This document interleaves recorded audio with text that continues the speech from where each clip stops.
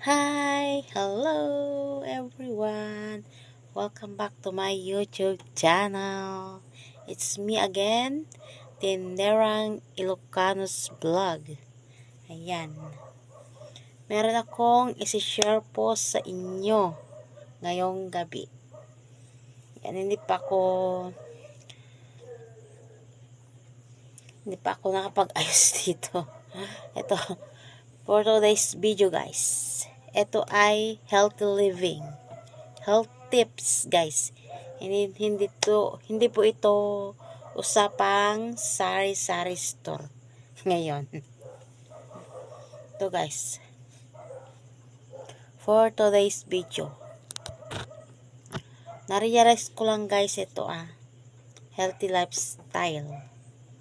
Meron akong isa ay lola na may edad na 106 years old.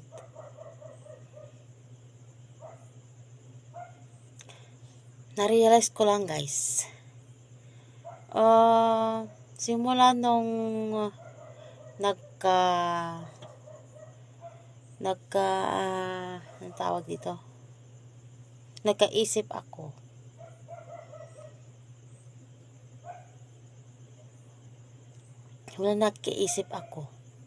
Lagi kong napapansin na yung lola ko at saka yung kapatid ng tatay ko, kasi merong kapatid ng tatay ko na PWD. Kaya yun, hindi na nakapag-asawa. Tapos, ngayon, dalawa lang silang nagsasama. Kasama ni lola ko yung kapatid ng tatay ko. Kaya, ayun. Simula na nagkaisip ako, napansin ko na maaga silang natutulog paggabi.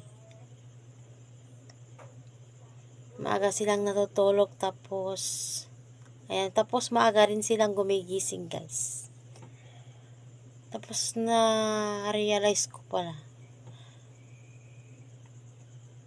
doon sa pag-aga nilang pagtulog, yun siguro yung dahilan kung bakit humaba po ang buhay niya. Kasi naman yung lola ko, hindi naman sila yung marangya yung buhay, ang daming hirap na pinagdadaanan yon. Kasi isipin nyo guys, 11 yung mga anak niya. Isa na doon yung tatay ko. Ayan. 11 silang lahat. Yung bahay nila noon is yon sa may bundok pa. Malayo po sa bayan. Ayan. Tapos, ang aga nilang natutulog. Pagkatapos nilang maghapunan, ayan, natutulog na sila. Wala na silang ginagawang mga iba-iba dyan, basta. Pero, maaga silang nagigising, guys. Yun siguro. At saka yung lola ko is, ang daming mga sacrifices. Guys. Pupunta pa kami, nung maliit pa ako, pupunta pa kami sa bundok para manguha ng mga, alam nyo ba yung ginagawang banig? Ayun po. Yung may maraming mga tinik-tinik. Budak po ang tawag namin sa Ilocano yun. Budak. Nakukuha doon sa bundok. Ayun. Pag sumama ko guys, meron din akong buhat-buhat na ganon. Nalagay ko dito. Para meron din akong ibenta na ganon, para magkapera din ako. Yan guys, ang mga sacrifices namin pag sumasama ako sa lola ko. Kasama natin yung auntie ko na PWD din. Kaya, sa mga panahon yon, ang daming sacrifices talaga. Yung lola kong yon, na 106 years old ngayon, parang siya lang ang bumubuhay sa mga anak niya noon. Kasi yung asawa niya, yung lolo ko, nag-ano daw, parang walang pakialam. At saka masungit. Masungit yun guys. Kaya hindi natyagahan ng tatay ko na makitira sa kanila, kaya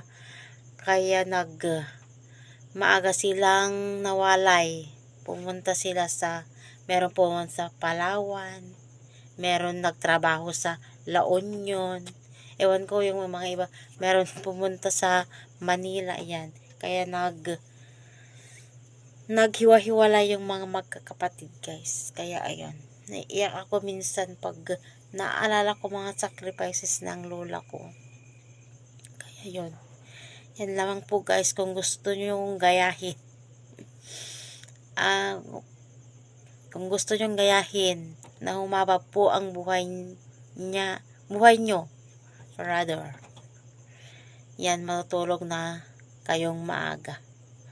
Yan ang na-realize ko guys. Thank you for watching.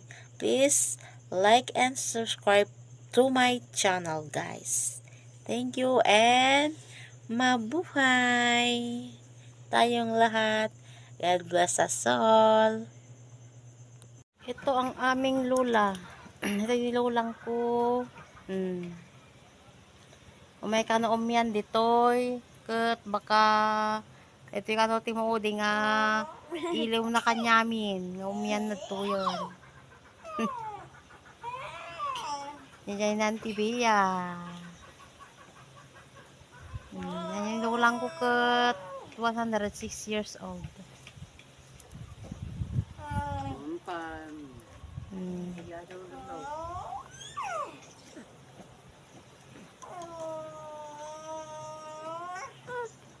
Sapay kumatamanayon pala tibiyag na. Di mabaybayag.